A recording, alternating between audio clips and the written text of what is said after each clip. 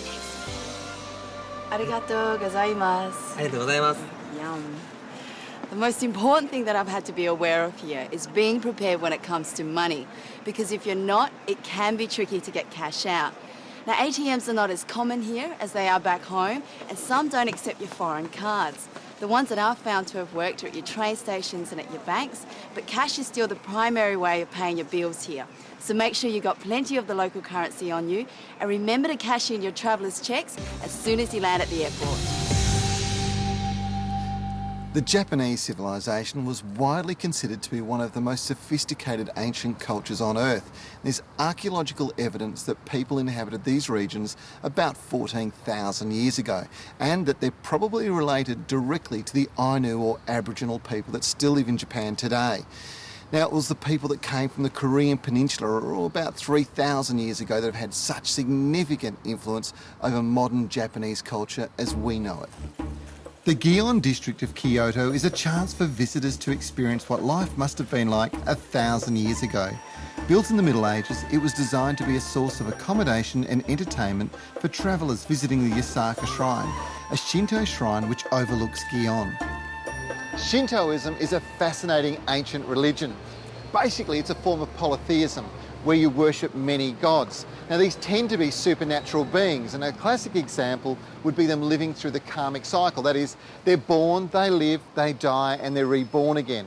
Now, one of those is Amaterasu. She's the sun goddess, and she has direct lineage to the Japanese imperial family.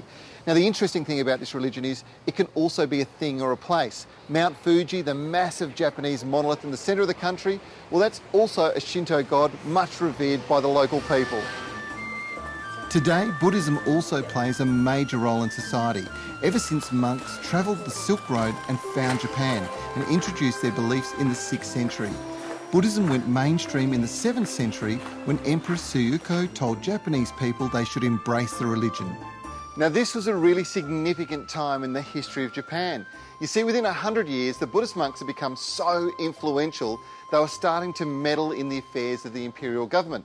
So the emperor made a decision to move the capital from Nara to a brand new town called Heian Kyo. Now, the name of this meant capital of peace and tranquility. Within a few hundred years, the name changed again to Kyoto, which simply means capital. Today, Gion is probably the most exclusive and well-preserved geisha district in Japan. The geishas of Gion are known as geiko, which translates to a woman of art.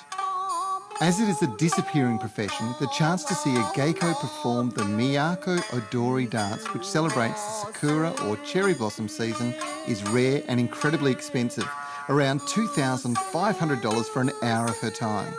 The good news is Gion Corner offers a glimpse of the geisha performing this dance and the dance of the old capital for $50, which also buys you an insight into other ancient cultural practices, such as the tea ceremony, puppetry and floral arrangement.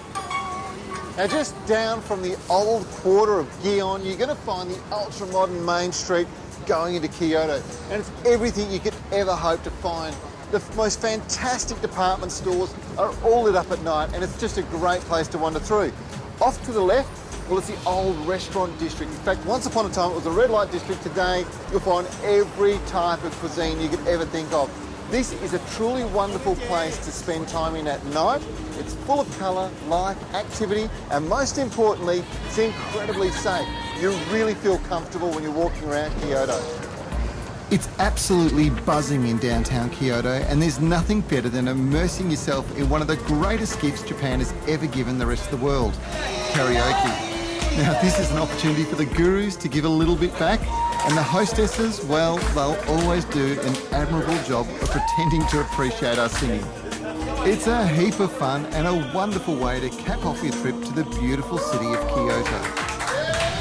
Well, folks, that's it for this edition of The Gurus Explore. We have just had a ball here in Japan, and Kyoto, isn't it one of the most special places on Earth? Just magic. It really is. There are highlights for you, Ned? Oh, those gorgeous little gardens. Yeah. Fabulous detail, wonderful colours, excellent pruning. Oh, Yeah, Nice. that's good. Oh, the food, the people, the samurai, Oh, yeah. the nightlife. we're there. Karaoke. Oh, don't get me started on the karaoke. Oh, We've had an absolute ball. Now, if you'd like to watch the show, you can actually download it from our website, gurusexplore.tv. You can also see a slideshow of all the pictures we've taken as we've gone along. There's some beauties. There really is. Now, next we're coming to you from South Africa, and this is going to be a completely different show.